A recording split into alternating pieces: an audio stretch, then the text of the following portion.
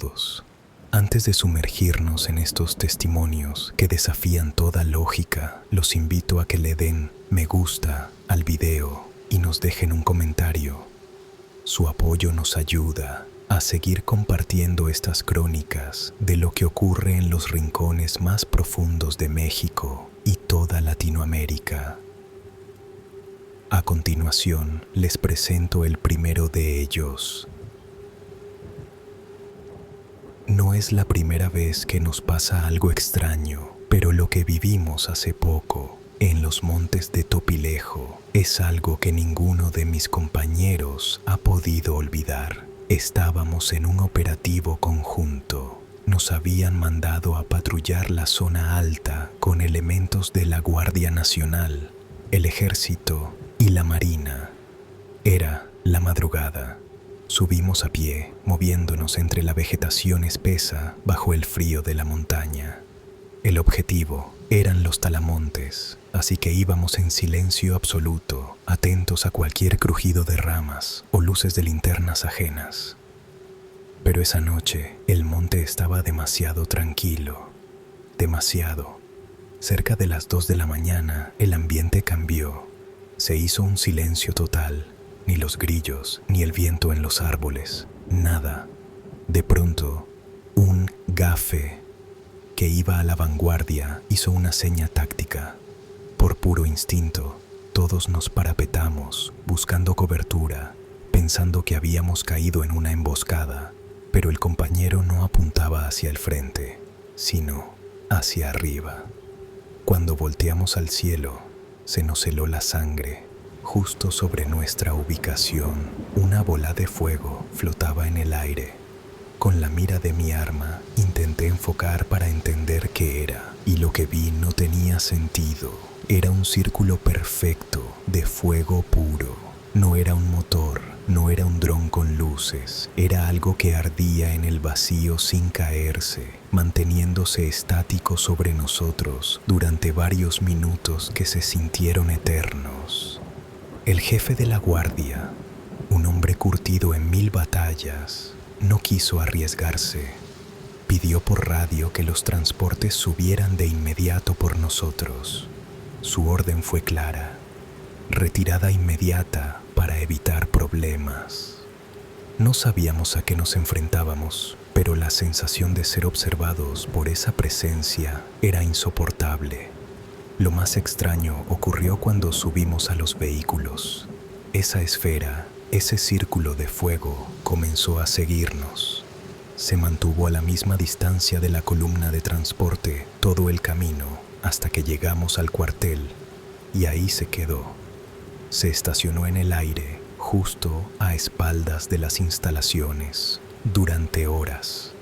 Nosotros nos retiramos a las cuadras, pero esa cosa seguía ahí, brillando en la oscuridad de la madrugada. Algunos compañeros, tratando de buscar lógica, decían que era un dron avanzado. Otros, los más viejos, susurraban que era una bruja, una de esas luces que buscan algo en el monte. Pero la verdad es que yo estuve ahí. Lo vi por la mira de mi fusil. Y hasta el día de hoy, no sé qué fue eso.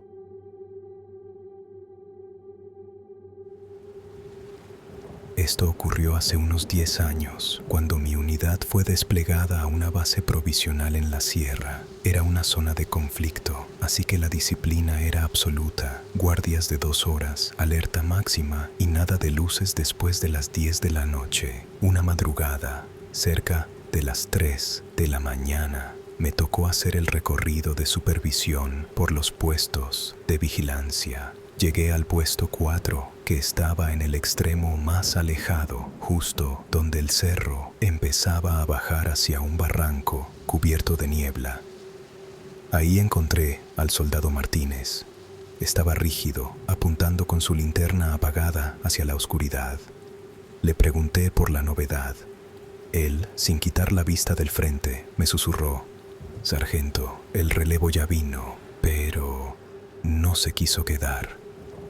Me pareció extraño porque yo era quien llevaba el control de los relevos y todavía faltaba media hora.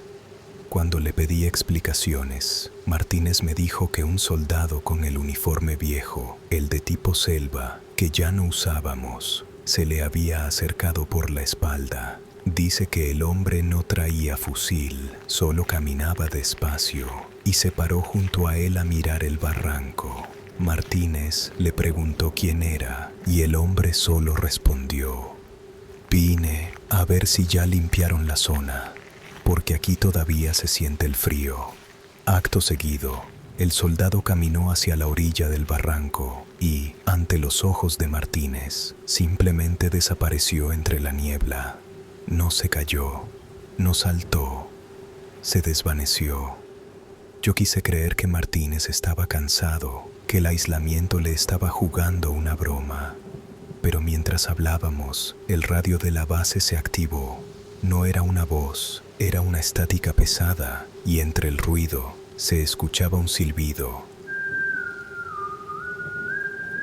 Un silbido militar, una marcha que todos conocíamos perfectamente. De repente, la temperatura bajó de forma violenta. Sentimos un olor a pólvora vieja y a tierra mojada, un olor que no correspondía a esa noche seca. Fue entonces cuando escuchamos pasos rítmicos, como si un pelotón entero estuviera trotando en formación justo fuera del perímetro de la base. 1, 2, 1, 2. El eco rebotaba en las piedras, pero no veíamos a nadie. Al día siguiente le comenté lo sucedido al comandante. Él, con una calma que me asustó, me pidió que lo acompañara a unos 50 metros del puesto 4. Ahí, ocultas por la maleza, había 3 cruces de madera vieja, casi podridas. Me explicó que, en los años 70, un grupo de soldados había sido emboscado en ese punto exacto mientras dormían. Nunca pudieron recuperar todos los cuerpos. Desde esa noche, entendí por qué los soldados más viejos siempre dejan un cigarro encendido o un poco de café en la orilla del barranco antes de empezar la guardia. No es superstición, es una forma de decirle a ese pelotón fantasma que ya pueden descansar, que ahora nos toca a nosotros cuidar el cerro.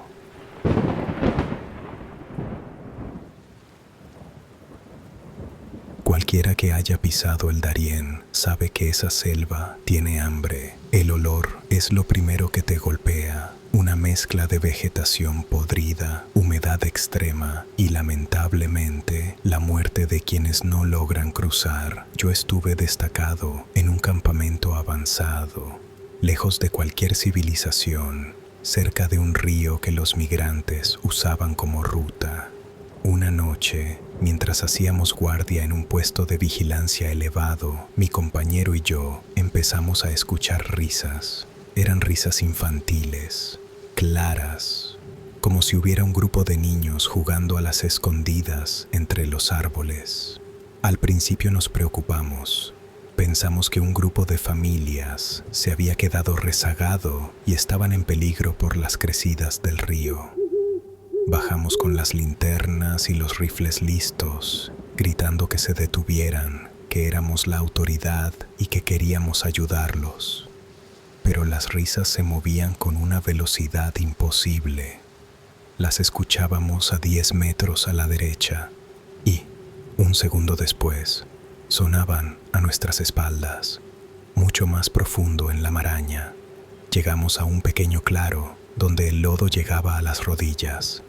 Ahí, las linternas iluminaron algo que nos detuvo en seco. Había huellas de pies pequeños, pies de niños, grabadas en el fango.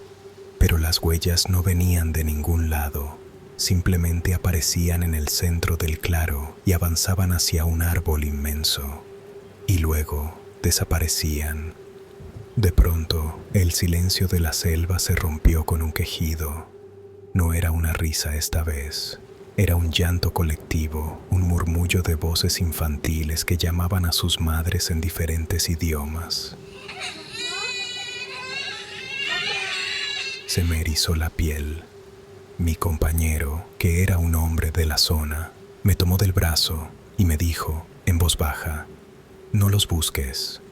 Aquí la selva repite lo que se queda con ella. Esa noche no dormimos. Desde la torre veíamos pequeñas luces blancas moverse entre la niebla del río, saltando sobre las piedras donde días antes habíamos recuperado cuerpos. Dicen los guías que cuando alguien muere con miedo en el Darién, la selva atrapa su último grito y lo reproduce para atraer a los vivos, para que se pierdan, para que el lodo los reclame también. Al día siguiente regresamos al claro. Las huellas ya no estaban, pero en su lugar, colgado de una rama baja, encontramos un pequeño zapato de tela, seco, como si nunca hubiera tocado la humedad del pantano. Ninguno de nosotros se atrevió a tocarlo. Nos fuimos de ahí sintiendo que algo, desde lo profundo de la maleza, nos estaba agradeciendo por no haber seguido sus voces.